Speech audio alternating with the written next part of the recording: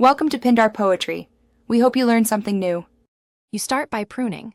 Open settings and turn off calendars you don't need so your view isn't noisy. Once pared down, assign distinct colors to the remaining calendars. Limit to 2 to 4 complementary shades so events pop and you avoid visual chaos. Next, make sure labs or add-ons are enabled if you want background images or theme tools. These extend the native design. Do this now so subsequent styling works on a clean, organized calendar, and you won't fight clutter later. Now refine event-level visuals. Create a color rule system, use one color for meetings, another for deep work, a third for personal items, so you instantly scan your week.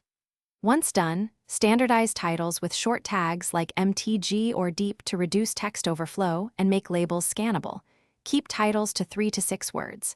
Then add subtle backgrounds or gradient images for only one calendar view, such as your weekly overview, to maintain contrast and avoid distracting noise while keeping style cohesive. Finish by aligning platform settings. Make sure your desktop and mobile themes match so colors stay consistent across devices, and test readability under light and dark modes. Next, tweak display density, time grid increments, and set 1 or 2 default reminders to keep events readable and actionable.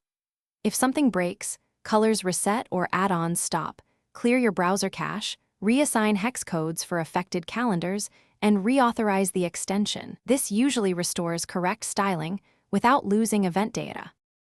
Thanks for watching. Consider subscribing if we helped you.